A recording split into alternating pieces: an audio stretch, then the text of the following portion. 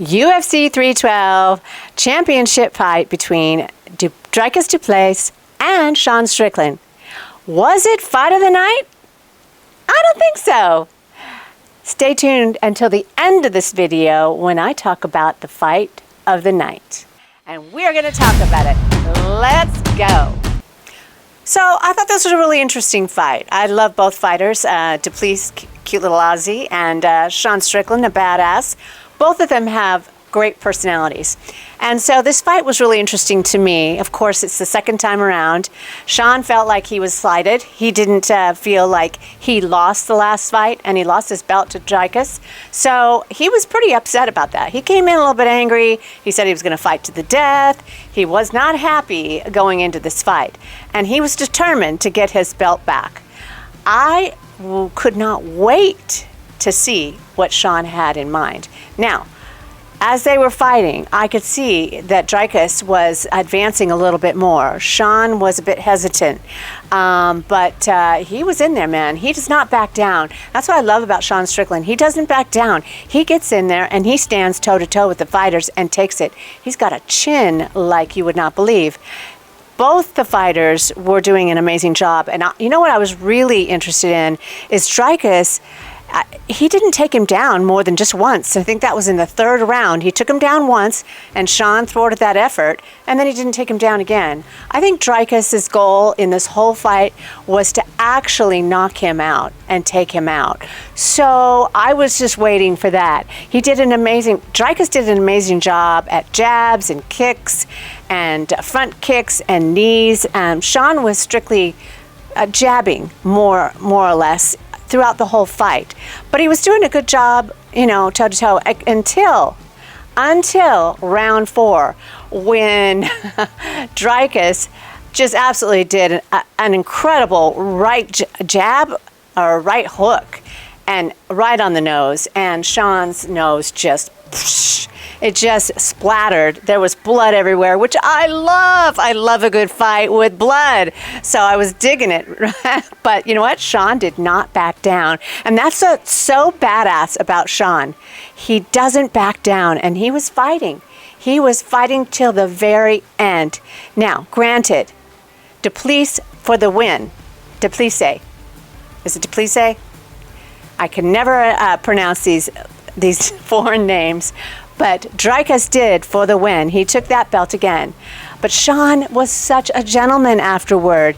He really knew that Dricus had won that fight. And he was such a gentleman after the fight. They were joking back and forth. You know what was really cool about Sean, too? I have to go back to the 5th round. Nobody was fixing his nose. It was bleeding all over the place. Sean took his fingers and just kind of snapped it back in place, which was so badass, so amazing. What a showman Sean Strickland is. So I cannot wait to see the future for Sean Strickland. Okay, so what's in store for Dricus? I think he needs to fight Khamzat Chimaev. I do. I think that's the next fight. And Khamzat absolutely deserves this fight and a belt challenge. Then he needs to fight, I think, Nassourdine. I think he needs to go that route, both Khamzat and then Nassourdine, and then he can move up in weight and fight Alex Pereira. Now that is a great path. I cannot wait to see that. I think he's going to win it all. I really do. I think Dricus needs to wipe out the middleweight division. Then he moves up to light heavyweight. I made the Achilles quote of making pacts. I said, there are no pacts between lions and men. This is another one from Achilles. And since he's standing across the hexagon, the octagon, is there no one else? Is there no one else? You're talking to Alex Pereira. And he fights Alex Pereira. Now that is exciting career moves. Cannot wait to see those next fights. So where does this leave Sean Strickland? I think Sean needs to fight Nassourdine Imavov. That might be a very good option. Or have a rematch with Israel Adesanya. I don't know. I think both would be great fights. I would watch them. He's got a lot of options. He's still in the game. So Sean, good job. I know it's a loss for you, but it's a win too. So let's move on to the strawweight championship between Zhang Weili and Tatiana Suarez. Wow. What can you say about Zhang Weili? Fucking yeah. She is a bad mama jamma. I've got to say, she's the best woman fighter I've ever seen. Now, I have a lot of favorites, but she is now my new favorite. This girl is a badass to the bone, and I was very interested to see if she was going to take her out in the first round, but Tatiana was a pretty tough girl. She took Zhang Weili down to the ground, and they grappled. Did she cause damage? No, she did not cause damage. So round 2 through 5, Zhang Weili turned it on. She was absolutely, it was a stand-up game, then it was a grappling game. She used every talent in the book and absolutely dominated Tatiana. Now, Tatiana did a great job. I absolutely applaud her for getting in that octagon with Zhang Weili. She's a tough fighter. I can't wait to see what she's going to do in the future. But it was Zhang Weili in the end that took this win unanimously. Unanimously.